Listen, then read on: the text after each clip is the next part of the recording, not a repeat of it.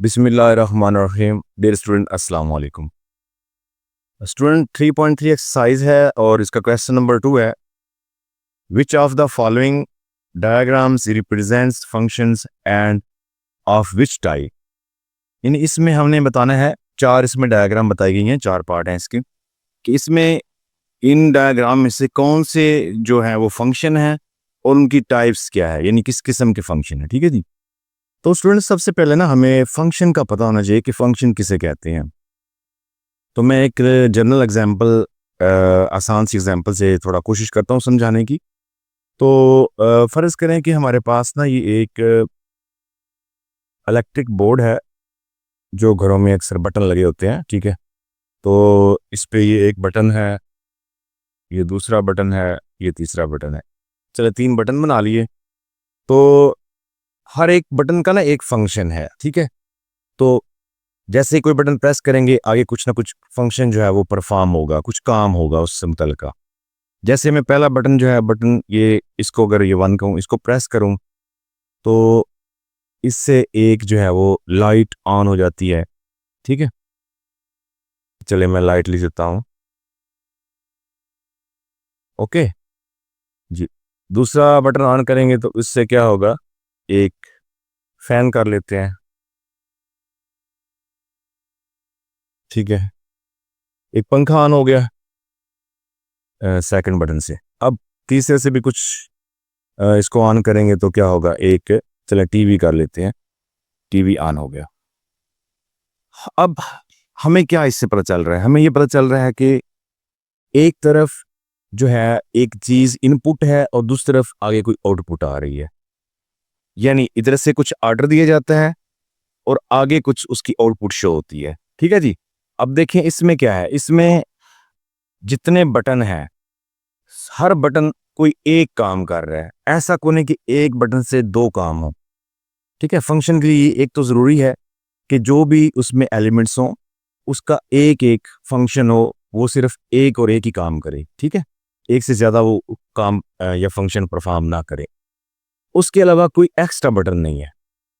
ठीक है जी, यानी इसमें कोई चौथा बटन ऐसा नहीं है या 5वां बटन ऐसा नहीं है जिसका कोई काम नहीं है। ओके जी, ये 2 चीज़ें बेसिक ज़रूरी होती हैं फंक्शन के लिए, कि एक तो उसका कोई डबल काम ना हो। यानी देखिए इस बटन से एक लाइट ही ऑन होती है, इससे एक पंखे ही चलता है, इससे टीवी ऑन होता है। या अगर ऐसा होता कि इस बटन पर हम कोई और कनेक्शन कर देते किसी और चीज़ का भी, चले एक लाइट और अगर हम कर दें, तो अब इस बटन को प्रेस करने से अगर 2 चीज़ें ऑन हो रही हैं एट अ टाइम तो ये फंक्शन नहीं रहेगा। ठीक है, तो फंक्शन की सूरत में हमें एक बटन से या एक चीज़ से एक ही काम परफॉर्म करवाना है और कोई एक्स्ट्रा बटन या कोई एक्स्ट्रा वो एलिमेंट भी नहीं होना चाहिए। ये इससे क्या साबित हुआ कि ऐसा कोई रिलेशन जिसमें हर एलिमेंट आगे एक फंक्शन परफॉर्म कर रहा है और उसमें कोई एक्स्ट्रा चीज़ नहीं है तो वो फंक्शन होता है। ठीक है जी। तो अब अगर मैं इसी चीज़ को थोड़ा सेट की शक्ल में लिखूं, इन्हीं बटन्स को मैं अगर 1 2 3 इस तरह नाम दे दूं, ठीक है, और लाइट को मैं L से शो कर दूं, फैन को F से, और टीवी चले मैं T और V कर देता हूं। अब देखें, और इस पे मैं अगर इस तरह ओवल शेप बना दूं और इधर भी ओवल शेप बना दूं तो ये सेट की फॉर्म में आ गए हैं। अगर मैं इसको सेट A का नाम दे दूं, इसको B का नाम दे दूं, ठीक है जी, तो अब देखें इस बटन, यानी हमें बटन ये था, पहला बटन प्रेस करने से लाइट ऑन हुई, दूसरे से फैन, और तीसरे से क्या हुआ, टीवी ऑन। तो अब हर एक बटन का एक अपना फंक्शन है और कोई भी ऐसा बटन नहीं जो एक्स्ट्रा हो। ठीक है, और कोई ऐसा भी नहीं है कि जिस किसी एक बटन के 2 फंक्शन हो। यानी इस तरफ ये जो इनपुट होती है ना स्टूडेंट, ये साइड इनपुट और ये आउटपुट। ठीक है जी, इस तरफ एक तो एक्स्ट्रा नहीं होना चाहिए कुछ भी, जैसे मैं अगर यहाँ पे 4 लिखूं, ठीक है, ये नहीं होना चाहिए, एक्स्ट्रा भी नहीं होना चाहिए। दूसरा, किसी भी एक वैल्यू का डबल रिलेशन नहीं होना चाहिए। यानी अगर मैं फॉर एग्जांपल 1 से कहूँ कि 1 से एक और कनेक्शन भी है, तो इस तरह की शक्ल भी इधर नहीं बननी चाहिए। ठीक है, अगर ऐसा हो या एक्स्ट्रा हो तो फिर ये फंक्शन नहीं होता। ठीक हो गया जी, उम्मीद है कि आपको इंशाल्लाह समझ आ गई होगी। तो ये सिर्फ सिंगल ही कनेक्शन रखता है और एक्स्ट्रा भी अमाउंट नहीं होती। स्टूडेंट, अब मैं फंक्शन को मैथमेटिकली, पहले तो हमने एक सिंपल एग्जांपल ली ना, अब हम मैथमेटिकली इसको प्रूव करने की कोशिश करते हैं, यानी देखते हैं कि किस तरह का जो रिलेशन होता है वो फंक्शन होता है या फंक्शन नहीं होता। तो चलें, मैंने दो साइड लिखे ए और बी जी। ए और बी में मैं पार्टीशन प्रोडक्ट करता हूँ। ठीक है, तो देखते हैं जी क्या आएगा जी। 1 और ए, पहले आएगा 1 और ए, उसके बाद सॉरी 1 को बी के साथ, फिर 2 और ए आएगा, उसके बाद 2 और बी, फिर 3 और ए आएगा और उसके बाद 3 और बी। चलें, ये कार्टेशियन प्रोडक्ट हो गई। अब मैं इसमें से दो रिलेशन लिखता हूं। ठीक है जी, R1 में मैं लिख लेता हूं जी 1 और ए, इसके बाद 2 और बी। ठीक है, इसके बाद मैं लिख लेता हूं, चले 3 और ए लिख लेते हैं। ओके, इस तरह मैं R2 लिखता हूं, इसमें मैं लिख लेता हूं जी 1 और ए, फिर मैं लिखता हूं जी 2 और ए, और फिर मैं लिख लेता हूं 2 और बी। चलें, ये एक रिलेशन हो गया, रिलेशन 2 जी। अब अगर हम देखें रिलेशन 1, इसको चेक करना हो कि क्या ये फंक्शन है या नहीं, तो हम क्या करेंगे, हम सेट बनाएंगे, एक सेट ए और एक बी, क्योंकि जाहिर बात है ए और बी में कार्टेशियन प्रोडक्ट है। ठीक है, तो मैं यहाँ पे ऐसे मैपिंग करता हूँ इसकी, इस तरह का जो ओवल शेप होती है। तो पहला पहला अदद हमें पता है कि ए को शो कर रहा है, तो मैं लिखता हूँ जी इसकी 1 2 और 3 आएगा। इसके बाद एक सेट बी बनाता हूँ इसका, तो इसमें आ रहा है जी ए बी और ए फिर से आ रहा है, तो हमें डबल नहीं करना होता। ठीक है, तो ए और बी आएगा। ठीक है, अब इसमें अगर हम देखें तो 1 जो कनेक्टेड है वो ए से, ठीक है, इसके बाद 2 जो है ये बी से, और 3 जो है ये भी ये ए से है। ठीक है, तो अब देखें फंक्शन के लिए क्या चीज़ें ज़रूरी हैं।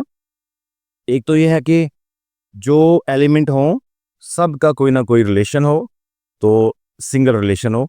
देखिए 1 का भी सिंगल रिलेशन है ए के साथ, 2 का भी है और 3 का भी है।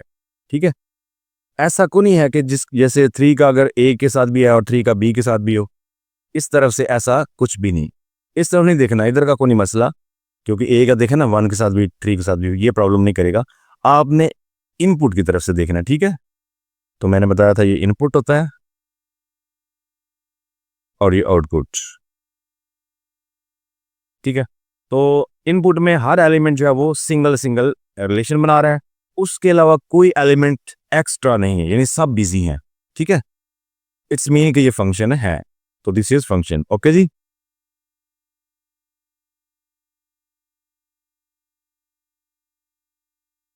अब अगर हम R2 को देखें, इसमें भी दो सेट बनेंगे, एक ए, चले ओवल शेप बनाए इसमें, ठीक है, और एक बी।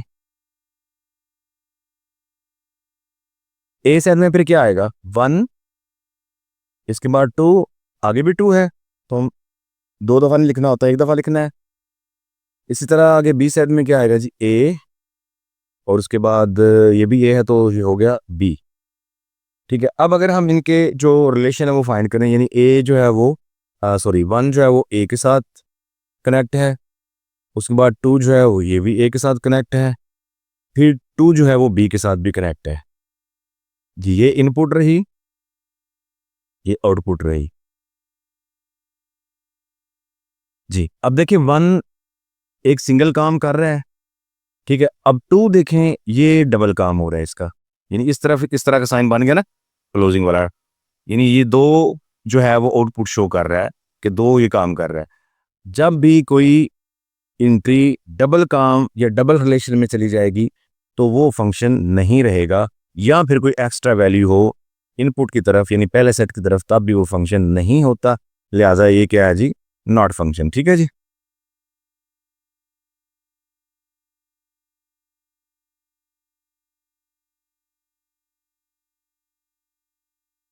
तो ये एक जनरल खुद से मैंने कहा चलिए एग्जांपल देते हैं मैथमेटिकली, तो कुछ चीज़ें क्लियर करने की कोशिश की है। अब हम इसकी थोड़ी टाइप्स पढ़ते हैं, फिर हम क्वेश्चन करेंगे, क्योंकि क्वेश्चन में टाइप्स का भी पूछा गया ना जी स्टूडेंट।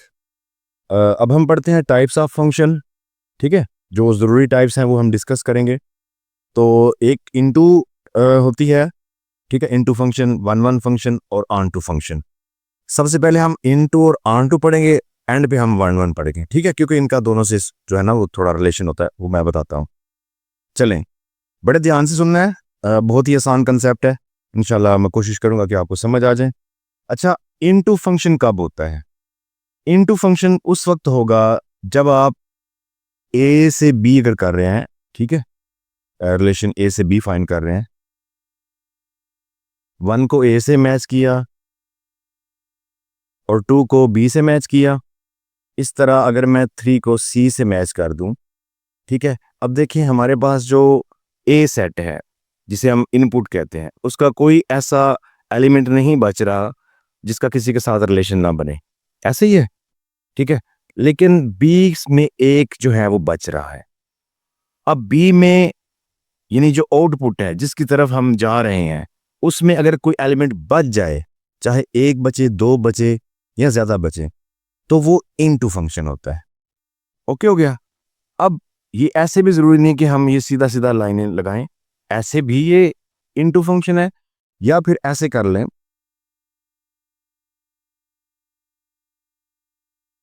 यानी वन का रिलेशन ए के साथ, टू का बी के साथ, अब थ्री का भी रिलेशन चले बी के साथ बन गया, तो इस सूरत में भी ये इनटू फंक्शन ही होगा। जिसका मतलब ये है चाहे इधर से सिंगल सिंगल रिलेशन बनता है और बी का कुछ बच जाए, या इधर से किसी दो का बी के किसी एक के साथ रिलेशन बन जाए, या तीनों का किसी एक के साथ रिलेशन बन जाए, ठीक है, तो लेकिन पीछे कुछ ना कुछ बचे, तब ये इनटू फंक्शन है। अब हम आते हैं जी ऑन टू फंक्शन की तरफ। ऑन टू फंक्शन में ये है कि जैसे वन का रिलेशन बना ए के साथ, टू का रिलेशन बना बी के साथ, सी का रिलेशन बना सॉरी थ्री का रिलेशन बना सी के साथ, तो अब इसमें कुछ बच नहीं रहा।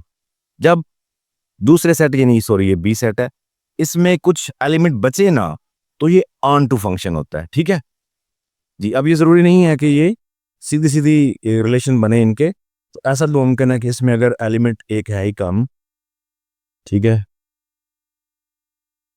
तो इधर से ज्यादा है, तो अब थ्री का मैं बी के साथ कर दूं या थ्री का मैं ए के साथ कर दूं, ठीक है, तो अब इस सूरत में भी बी में कुछ नहीं बच रहा। अगर दूसरे सेट में कुछ बचे तो वो इनटू फंक्शन होता है, अगर बी में कुछ ना बचे तो वो ऑन टू फंक्शन होता है। ओके जी, ये तो होगा क्लियर। अब हम आते हैं वन वन की तरफ। अब ये वन वन फंक्शन जो है ना, ये बड़ा इंटरेस्टिंग है। ठीक है, अगर हम देखें तो अकेला वन वन फंक्शन जो है वो इतना लाई नहीं करता, बल्कि वो वन वन जो है वो या तो इनटू के साथ या फिर ऑन टू के साथ वो आ जाता है। जैसे ये है कि मैं अगर वन का सीधा रिलेशन ए के साथ, टू का बी के साथ और थ्री का सी के साथ बना दूं, तो अब देखें पीछे कुछ बच गया है, डी बच रहा है ना, तो पीछे कुछ बचे यानी कुछ ना कोई एलिमेंट बच जाए तो उसे हम इनटू फंक्शन कहते हैं। लेकिन अगर सीधा सीधा रिलेशन है हर एक का एक एक के साथ, तो फिर वो वन वन भी होता है। तो इस सूरत में इसको हम क्या कहेंगे, इंजेक्टिव फंक्शन कहेंगे।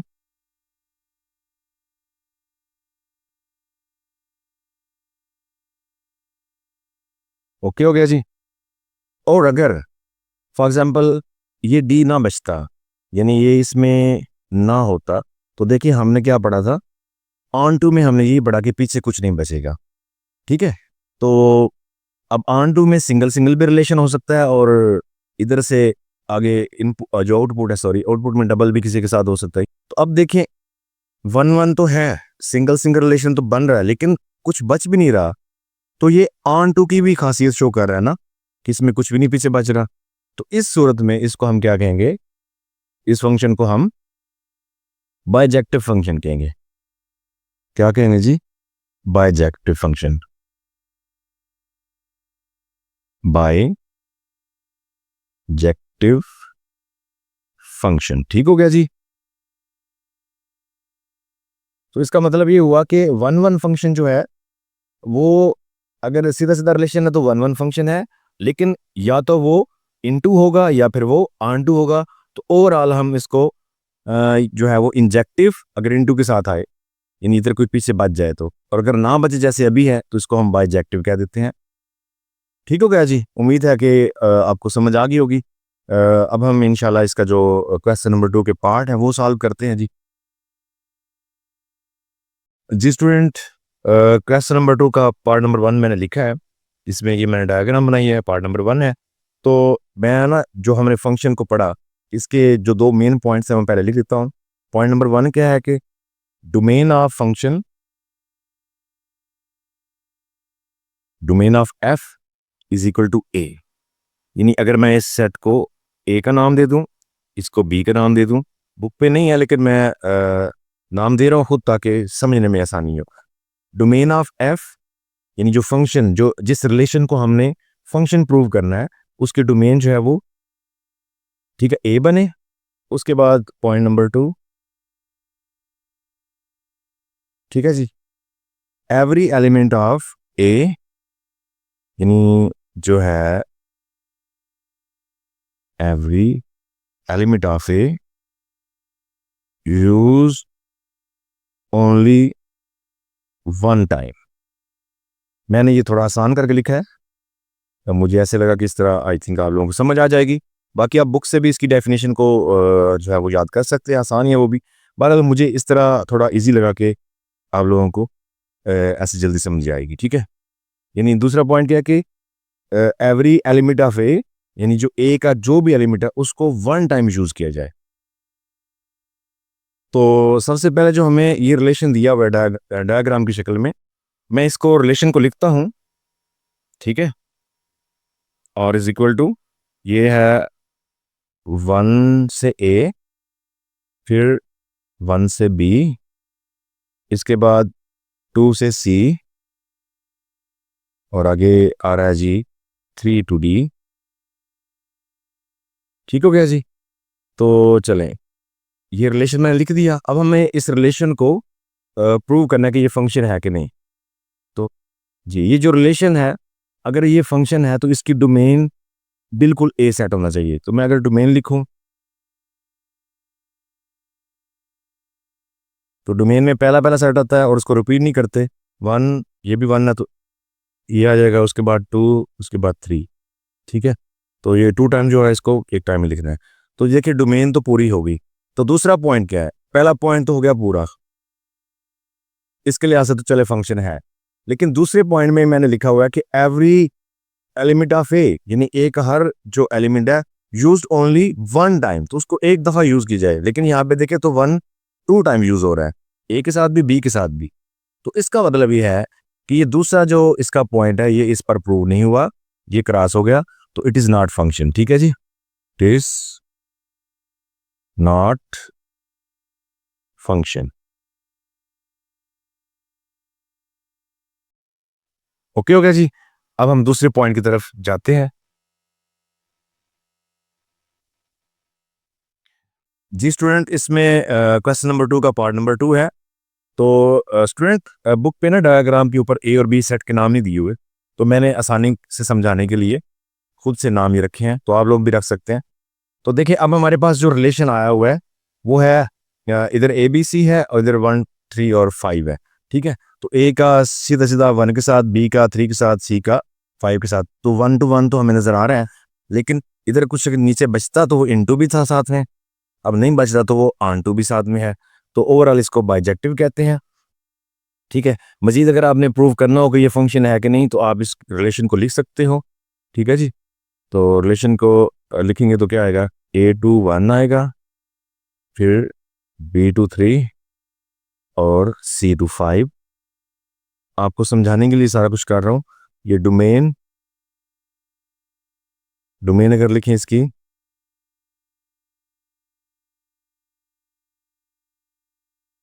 तो A B और सी। तो देखें ये एलिमेंट ऑफ ए बनता है, यानी पहला पॉइंट जो है वो डोमेन बन गई एक ही सारी, यानी सारे एलिमेंट बन रहे हैं। इसके बाद अगर हम इसका दूसरा पॉइंट देखें कि every element of A used only one time, तो देखें ए भी एक दफ़ा यूज़ हुआ, बी भी और सी भी, तो दोनों कंडीशन पूरी हो रही हैं। So it is a function and bijective function है, ठीक है जी। इट इज अ फंक्शन और टाइप्स कौन सी है जी, बाइजेक्टिव फंक्शन, ठीक है, बाइजेक्टिव फंक्शन। ओके हो गया जी।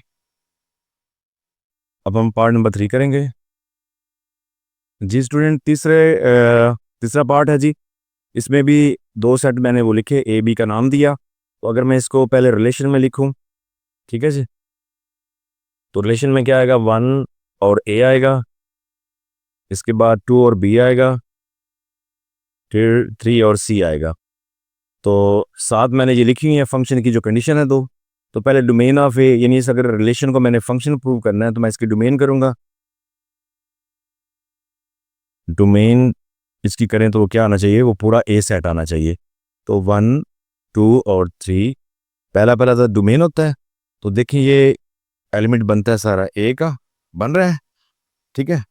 तो इस मीन के पहला जो पॉइंट है वो प्रूव हो गया। दूसरा क्या है कि every element of A used only one time, तो इसका हर रुकन जो है वो एक दफ़ा ही इस्तेमाल होना चाहिए। देखें 1 भी एक दफ़ा, 2 भी एक दफ़ा, 3 भी एक दफ़ा, यानी ऐसा को नहीं है कि इनके साथ कोई और लाइन ला के किसी और के साथ जा रही हो, तो एक एक टाइम से ये यूज़ हो रहे हैं, ठीक है, और इसका कोई पीछे बच भी नहीं रहा। लिहाजा ये क्या है जी, ये भी फंक्शन है, और क्योंकि इधर भी नहीं बच रहा, 1 1 तो ये है ही, तो साथ में फिर से ये ऑन टू फंक्शन है, तो इसको ओवरऑल हम बाइजेक्टिव फंक्शन कहेंगे, ठीक है।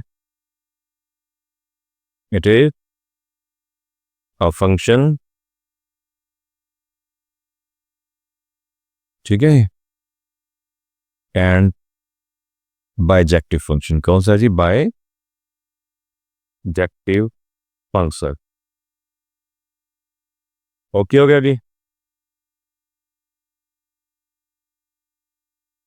जी स्टूडेंट, पार्ट नंबर 4 है जिसमें ए और बी सेट मैंने नाम दिए इनको। तो इसमें देखें पहले हम इस रिलेशन को फाइंड करते हैं, ज़रा रिलेशन में लिखता हूँ ताकि आसान हो जाए। एल और एक्स है पहला, फिर एम और एक्स है, इसके बाद एन और जी है, ठीक है जी। चले, अब अगर इसकी मैं ये कंडीशन पूरी करना चाहूँ तो पहली कंडीशन क्या है, डोमेन। डोमेन क्या है जी, डोमेन देखें तो एल है, एम है और एन है। तो देखिए स्टूडेंट, ये ए सेट के पूरे एलिमेंट बन रहे हैं, इन ए से मुराद जो पहला सेट होता है और इसको इनपुट भी कहते हैं आप, तो ये एलिमेंट ऑफ ए है। ये कंडीशन तो होगी पूरी। अब दूसरी चीज देखें कि every element of A used only one time, तो ए का हर एलिमेंट जो है वो वन टाइम इस्तेमाल हो।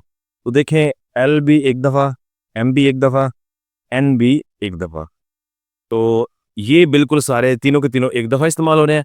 हाँ, ये 2 दफ़ा एक्स हुआ, लेकिन इससे हमें गर्ज नहीं, आउटपुट से हमें सिर्फ इनपुट को देखना है। तो ये बी कंडीशन इसकी पूरी हो गई है, लिहाजा ये भी फंक्शन हुआ, ठीक है। It is a function, it is a function, ठीक है। और कौन सा फंक्शन है, अब क्योंकि इसमें एक एलिमेंट बच रहा है, एक या एक से ज़्यादा एलिमेंट दूसरा सेट यानी जो आउटपुट वाला सेट है उसमें बच जाए तो वो इनटू फंक्शन होता है, लिहाजा ये इनटू फंक्शन होगा, ठीक है, एंड इनटू फंक्शन।